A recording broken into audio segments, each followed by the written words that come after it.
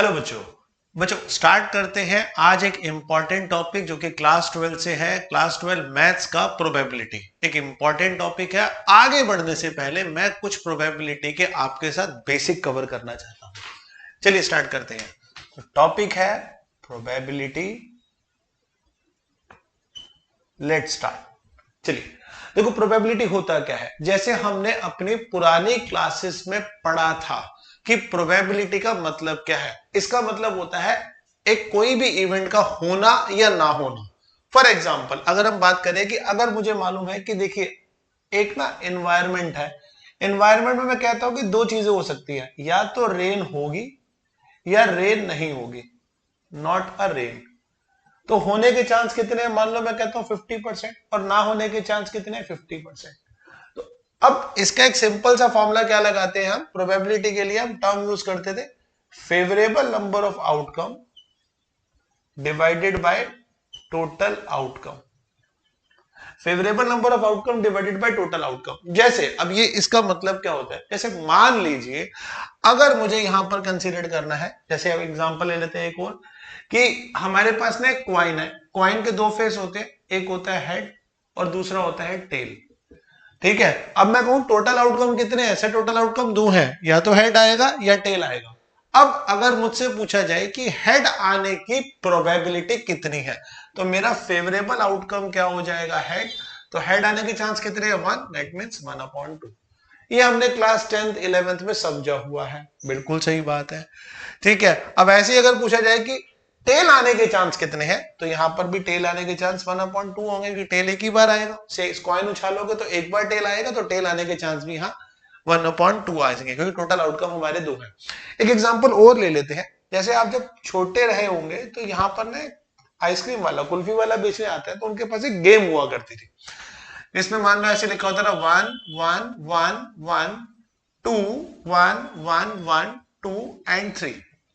अब वो कहता था जी पहले आप ना यहां पर एक उसके पास ना एक मान के चलो कि एक ना डिवाइस था जहां से हम उसको थोड़ा सा घुमाते थे और जिस नंबर पर ये आएगा एक एरो बना देते हैं, जिस नंबर पर ये एरो आएगा उतनी आइसक्रीम आपकी हो जाएंगी। ठीक है, पैसे देने पड़ते थे। तो मान लीजिए सबसे पहले हम आउटकम गिनते हैं, टोटल आउटकम कितने हैं, 1 2 3 4 5 6 7 8 9 10। टोटल आउटकम 10 है। तो यहां पर अगर आपसे पूछा जाए कि ये बताओ कि इसमें 1 आने के चांस कितने हैं, मतलब आपने जब इस डिवाइस को ऐसे रोल किया तो कितनी चांसेस है कि आपका जो डिवाइस है वो एक पर आके रुकेगा। तो हम क्या करेंगे, पहले फेवरेबल नंबर ऑफ आउटकम क्या है 1, तो 1 2 3 4 5 6 7, तो ये आ गया 7/10। सिमिलरली अगर मैं पूछूं तो 2 आने के चांस कितने हैं, तो हम प्रोबेबिलिटी ऑफ 2 निकाल लेंगे। इसको ए ही से डिनोट कर लो या ई से डिनोट कर लो, इवेंट होता है। तो 2 1 एंड 2, तो दैट मींस 2/10 आ जाएगा। अगर 3 आने के चांस पूछा जाए तो 1/10। तो ये तो सिंपल सा टास्क था प्रोबेबिलिटी का, कि प्रोबेबिलिटी कैसे फाइंड आउट की जाती है। ठीक है, हमने क्लास 11th में इससे थोड़ा एक बड़ा फॉर्मूला भी सीखा था, जो क्या था जरा आइए डिस्कस करते हैं। इस फॉर्मूले में हमने समझा था क्लास 11th में अंदर कि जैसे सपोज करो यहां पर दिया है ए यूनियन बी। ठीक है, ये सेट थ्योरी में भी आपने यूज किया होगा, A plus B minus A intersection B. ठीक है, और एक और फॉर्मूला जैसे हमारे को इंटरसेक्शन नहीं दिया होता, सॉरी इंटरसेक्शन दिया होता है और यूनियन निकालना होता है, या इंटरसेक्शन निकालना होता है A plus B minus A union B. ठीक है, यह हमने सबने क्लास 11th में पढ़ा हुआ है। अब क्लास 12th में जो मेरा टॉपिक है वो पूरा का पूरा इसी पर बेस्ड है, जो मेरी क्लास 11th में हमने सेट थ्योरी में भी पढ़ा था। कुछ कुछ क्वेश्चन इसके 11th क्लास में हमने प्रोबेबिलिटी टॉपिक में भी देखे थे भी। अब ये कैसे अप्लाई होगा, क्लास 12th में जो पहली थ्योरम होती है वो होती है based on conditional theorem, conditional probability जिसे हम कहते हैं। अब ये कंडीशनल प्रोबेबिलिटी होती क्या है, कंडीशनल प्रोबेबिलिटी दो चीजों पर बेस्ड होती है, इफ एंड देन। अगर मैं बात करूं इफ, अगर ये होगा देन ये अप्लाई होगा, अगर ये हुई तो दूसरी सिचुएशन वह होगी। सपोज अब इसका एग्जांपल लेते हैं, मान लो मुझे किसी चीज की कंडीशन दी हुई है, probability A and probability B.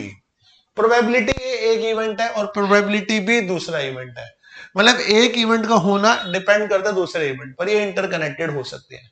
ठीक है, अब मुझे इस टॉपिक में पूछा जाएगा probability of A upon B क्या होगी।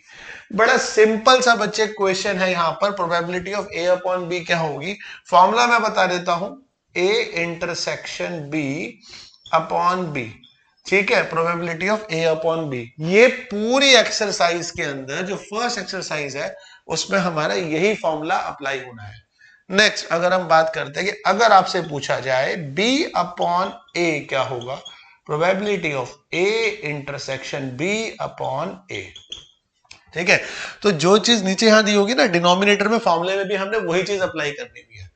तो आइए स्टार्ट करते हैं कुछ इंपॉर्टेंट क्वेश्चंस, और जो भी थोड़ी बहुत चीजें आपको बेसिक में कवर नहीं हुई हैं वो आगे हमारे क्वेश्चंस में कंप्लीट हो जाएंगी। देखिए एक्सरसाइज 13.1 का क्वेश्चन नंबर 1 हमें क्या कह रहा है, हमारे को एक इक्वेशन दी हुई है, probability of E stands for एक इवेंट है 0.6 पी एफ, इसकी प्रोबेबिलिटी दी है 0.3 और इसके अंदर एक इंटरसेक्शन है ई इंटरसेक्शन एफ, यानी कि दोनों में कॉमेंट होगा 0.2 दी है। हमें क्या निकालना है, फर्स्ट में मैं बता देता हूं, हमें निकालना है probability of P E upon F, E upon F. तो सबसे पहले जैसे हमने लास्ट अपने बेसिक्स में कवर किया था कि ई अपॉन एफ जब भी निकालना हो तो हम क्या करेंगे, E intersection F upon F. ठीक है, ये मेरा फर्स्ट फॉर्मूले में यूज होगा। नेक्स्ट अब बी पार्ट में देखते हैं, बी पार्ट में हमें बोला गया है एफ अपॉन ई। देखो बच्चे टॉपिक बहुत इजी है, थोड़ा सा बस ध्यान से करना, आपको इजीली समझ में आ जाएगा। ई इंटरसेक्शन एफ यहां पर लगा देना, प्रोबेबिलिटी ऑफ ई, मैं इवेंट कह रहा हूं यहां पर, कई बार आप एफ ई यूज कर सकते हो। अब ई इंटरसेक्शन एफ हमारे को क्या दिया हुआ है 0.2, अब एफ क्या दिया हुआ था 0.3, तो आंसर आ जाएगा 2/3। सिमिलरली सेकंड के अंदर भी बिल्कुल यही अप्लाई करना है, 0.2 ई की वैल्यू क्या थी 0.6, तो आंसर आ जाएगा 2 1 1 2 3 6, डेसिमल आपस में क्रॉस हो जाएंगे, तो पहले का आंसर था 2/3, दूसरे का था 1/3। इजी क्वेश्चन था। चलिए आइए मूव करते हैं नेक्स्ट क्वेश्चन की तरफ। बोर्ड पर मैंने ना दो क्वेश्चन एक साथ लिख दिए हैं। ठीक है, सेकंड क्वेश्चन क्या कह रहा है, हमें फाइंड आउट करना है a अपॉन बी, जिसमें हमें प्रोबेबिलिटी ऑफ b दी है 0.5 और a इंटरसेक्शन b दी है 0.32। बहुत इजी क्वेश्चन है, डायरेक्टली सिर्फ आपको वैल्यूज दिया और आपने अप्लाई ही करना है। तो a अपॉन b का हमारी आइडेंटिटी होती थी a intersection b upon b, यानी कि इंटरसेक्शन बी क्या दिया है 0.32 और ये वैल्यू दी है 0.5। ठीक है, 0.32 और 0.5 आपको हमारे पास ये वैल्यू दी है, तो आंसर आप क्या कर सकते हो 0.32 डिवाइडेड बाय 0.5, तो यहां पर 0.64 हमारा आंसर आ जाएगा। डेसिमल में भी प्रोबेबिलिटी का आंसर आ सकता है। ठीक है, तो अब हम बात करते हैं अपने थर्ड क्वेश्चन की। थर्ड क्वेश्चन में मुझे पहली वैल्यू क्या दी है, ध्यान से सुनना, हमें ना यहां पर कुछ अलग सा निकालना है, ए इंटरसेक्शन बी निकालना है। अब सर यहां पर प्रोबेबिलिटी ए अपॉन बी नहीं दी है, हमें इंटरसेक्शन बी निकालना है। अब गिवन क्या है, आपको गिवन है probability of A 0.8, probability of B कोई दूसरे इवेंट की प्रोबेबिलिटी दी है 0.5 और बी अपॉन ए दिया हुआ है। तो सबसे पहले निकालना क्या है, ए यूनियन बी। तो बी अपॉन ए की जो आइडेंटिटी है, हमारा फॉर्मूला है, हमें पहले से ही मालूम है, ए इंटरसेक्शन बी अपॉन ए। अब इसी में ही मैं अप्लाई करूंगा चीजें, अलग से नहीं। तो देखो ए इंटरसेक्शन बी की हमारे पास वैल्यू मालूम थी, ये भी नहीं मालूम, पी बी अपॉन ए पता है। ठीक है, 0.4, ए इंटरसेक्शन बी तो हमें नहीं मालूम, लेकिन प्रोबेबिलिटी ऑफ ए दी है 0.8, तो क्या करेंगे क्रॉस मल्टीप्लाई कर दो, ज्यादा सोचने की जरूरत नहीं है। ए इंटरसेक्शन बी क्या आ जाएगा 0.32, तो सॉल्यूशन मिल गया, ए इंटरसेक्शन बी इज 0.32। आइए बात करते हैं सेकंड पार्ट की, जिसमें बोला गया है A upon B. A upon B बहुत इजी हो जाएगा, probability of A intersection B upon probability of B. A intersection B था 0.32, बी की वैल्यू बताई थी बच्चों 0.5, तो हमने क्या किया 0.32 डिवाइडेड बाय 0.5 किया, आंसर फिर वही 0.64 हमें मिला यहां पर। अब आइए थर्ड की बात करते हैं। अगर कोई कैलकुलेशन मिस्टेक होगी हो तो बता देना कमेंट बॉक्स में, मैं उसको करेक्शन करा दूंगा अभी। ठीक है, A union B, A union B की वैल्यू निकालनी है, बहुत इजी है। मैंने अभी पहले ही थोड़ी देर पहले ही इसका फॉर्मूला बताया था, probability of A event of B minus A intersection B. ठीक है, बस यही फॉर्मूला आपने अप्लाई करना है, स्पेस है नहीं है मैं यहां अप्लाई कर लेता हूं। So A union B is equal to what, ये थी 0.8 प्लस 0.5, ए इंटरसेक्शन बी क्या था 0.32, 0.8 और 0.5 1.3 आ गया। अब 1.3 में 0.32 माइनस करोगे तो ये वैल्यू आ जाएगी 0.98। तो आई होप आपको ये क्वेश्चन अच्छे से समझ में आ गए होंगे। आइए मूव करते हैं अगले क्वेश्चंस पे। ओके, क्वेश्चन नंबर 4 जो है ना, ये थोड़ा सा अलग क्वेश्चन है जब भी तक हमने क्वेश्चन किए थे। इसमें ना ए यूनियन बी की वैल्यू निकालनी है आपको। अब ए यूनियन बी की वैल्यू निकालने के लिए 2 of P A is equal to probability of B is equal to 5/13 दिया हुआ है। साथ में ए अपॉन बी की वैल्यू दी है 2/5। सो अगर मैं इसको इवेल्युएट करूं तो a upon B is equal to, formula हमारा क्या होता है, a intersection b upon probability of p, ये आना चाहिए। ठीक है, बिल्कुल हम बेसिक से बाहर नहीं जाएंगे बच्चों, बेसिक्स को पकड़े रहो, सारे क्वेश्चन सॉल्व हो जाएंगे। यहां पर हमारे पास a अपॉन बी था 2/5। अब a इंटरसेक्शन b तो मालूम नहीं है, इसको मैं इंटरसेक्शन लगा देता हूं, प्रोबेबिलिटी ऑफ b सिर्फ ये वैल्यू मालूम है 5/13। तो पहले a इंटरसेक्शन b निकालने के लिए हम क्या करेंगे, 2/5 इंटू 5/13, वैल्यू आ जाएगी 2/13 which is equal to a intersection b। ये मेरी पहली इक्वेशन आ गई, a इंटरसेक्शन b हमें मिल गया। अब हमें तो निकालना क्या है, a यूनियन b। तो a यूनियन b निकालने के लिए अगेन हमारा फॉर्मूला क्या होता है, probability of A plus probability of B minus P, A intersection B के। A यूनियन B मुझे मालूम नहीं है, लेकिन हाँ P A और P भी मालूम है, इसे A प्रोबेबिलिटी इवेंट A और इवेंट B भी बोल सकते हैं। तो 2PA अगर ध्यान से सोचो तो ये बनता है 5/13। PA की वैल्यू क्या हो जाएगी 1/2 into 5/13 which is equal to 5/26। तो मैं यहां पर थोड़ा सा ए की जगह पे लिख देता हूं 5/26 और बी इवेंट की जगह पर लिख देते हैं 5/13।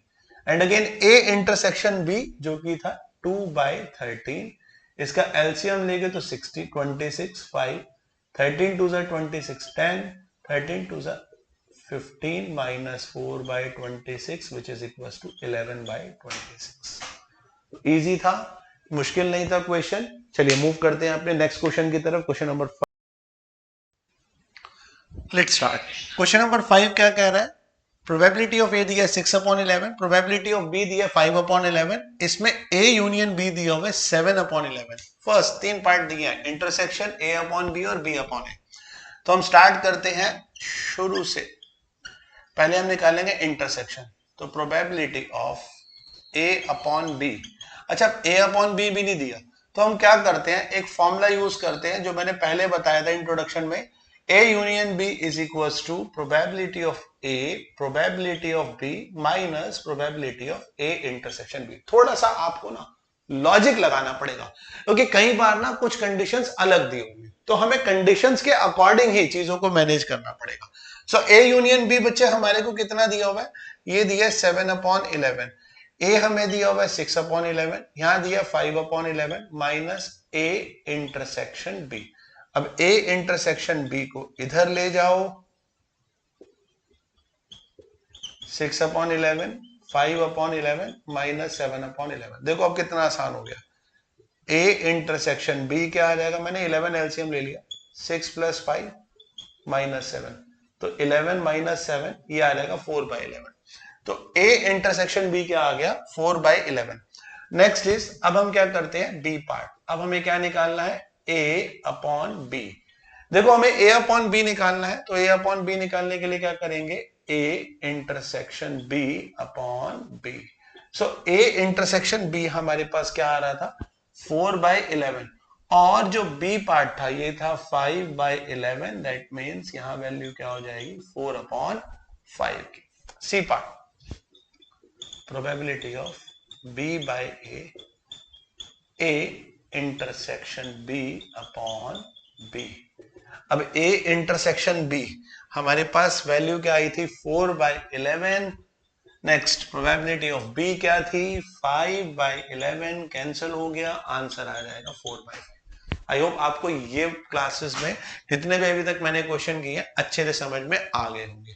चलिए मूव करते हैं नेक्स्ट टॉपिक, नेक्स्ट क्वेश्चन में। इसमें एक छोटी सी करेक्शन कर लीजिए बच्चे, ये b अपॉन ए है, तो b अपॉन ए में ना गलती से मैंने 5/11 डाल दिया, आप 6/11 डालना था, तो 4/6, 2 2 जा 4, 2 3 जा 6, तो ये 2/3 हो जाएगी। ठीक है, करेक्शन कर लीजिएगा।